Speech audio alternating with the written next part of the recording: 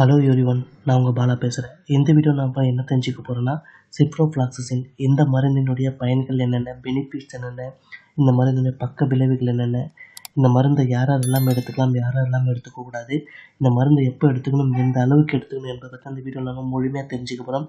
வாங்க வீடியோக்குள்ளே போகலாம். அதுக்கு முன்னாடி இது வரைக்கும் நம்ம சேனலை நீங்கள் சப்ஸ்கிரைப் பண்ணலாம், இப்போ சப்ஸ்கிரைப் பண்ணிவிடுங்க. அப்படியே பக்கத்தில் இருக்க பெல் ஐக்கன் கிளிக் பண்ணிவிடுங்க. அப்போ தான் என்னோட அடுத்தடுத்த வீடியோக்குள்ள உங்களுக்கு நோட்டிஃபிகேஷனாக வந்து சேரும். ஃபஸ்ட்டு இந்த மருந்தினுடைய பயன்கள், பெனிஃபிட்ஸ் என்னென்ன என்பதை தெரிஞ்சுப்போம். இது பாக்டீரியல் இன்ஃபெக்ஷனை குணப்படுத்த பயன்படுது. யூடிஐன்னு சொல்லக்கூடிய யூரின் ட்ராக் இன்ஃபெக்ஷனுக்கு பயனுள்ளதாக இருக்குது. தைராய்டு போன்ற தொற்றுகளால் ஏற்படக்கூடிய பாதிப்புகளிலிருந்து பாதுகாக்க பயன்படுது. இது மட்டும் இல்லாமல் உடம்புல இருக்கிற பல்வேறு உறுப்புகளில் ஏற்படக்கூடிய பாக்டீரியல் இன்ஃபெக்ஷன்லேருந்து தொற்றுகள்லேருந்து நம்ம பாதுகாக்க பயன்படுது. குறிப்பாக சிறுநீரகம் மற்றும் சிறுநீரக பாதை தொற்றுகள் ஏற்படக்கூடிய பாக்டீரியல் இன்ஃபெக்ஷனை குணப்படுத்தவும், குடல் சார்ந்த வயிறு சார்ந்த இன்ஃபெக்ஷன்லேருந்து பாதுகாக்கவும், டைபாய்டு ஃபீவர்லேருந்து பாதுகாக்கவும், சுவாச பாதையில் ஏற்படக்கூடிய தொற்றுகள்லேருந்து பாக்டீரியல் இன்ஃபெக்ஷன்லேருந்து பாதுகாக்கவும், ஸ்கின் தோலில் ஏற்படக்கூடிய தொற்றுகள் மற்றும் எலும்பு மற்றும் மூட்டுகளில் ஏற்படக்கூடிய தொற்றுகளிலிருந்து பாதுகாக்கவும், சில வகையான வயிற்றுப்போக்கு பாக்டீரியல் டைரியாவிலிருந்து பாதுகாக்கும், புரோஸ்டேட் இன்ஃபெக்ஷன்லேருந்து பாதுகாக்கவும் இந்த மருந்து பயன்படுது. அடுத்து இந்த மருந்து நம்ம உடம்புக்குள்ளே போய் எப்படி வேலை செய்யுதுன்னு தெரிஞ்சுப்போம். இந்த மருந்து நம்ம உடம்புக்குள்ளே போய் பாக்டீரியானுடைய டிஎன்ஏ உருவாகக்கூடிய அந்த செயல்முறையை தடுக்குது. ஸோ இதனால் பாக்டீரியா வளரவும் முடியாது, பாக்டீரியா புதுசாக உருவாகவும் முடியாது.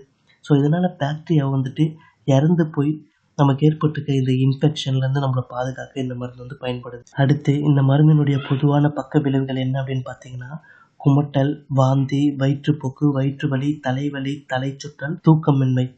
இதை தவிர்த்து சில சீரியஸான பக்க விளைவுகளும் இருக்குது, ஆபத்தான பக்க விளைவுகளும் இருக்குது. கணுக்கால் அல்லது தசைகளுடைய ஜாயிண்ட்டுகளில் வலி ஏற்படுவது, தசைகள் கிழிந்து போதல், நர்வ்ஸ் டேமேஜ் ஆகுதல், சிவியரான அலர்ஜி, அப்புறம் பிக்ஸு வலிப்பு ஏற்படுதல், இர்ரெகுலர் ஹார்ட் பீட், ஹார்ட் வேகமாக துடிக்கிறது.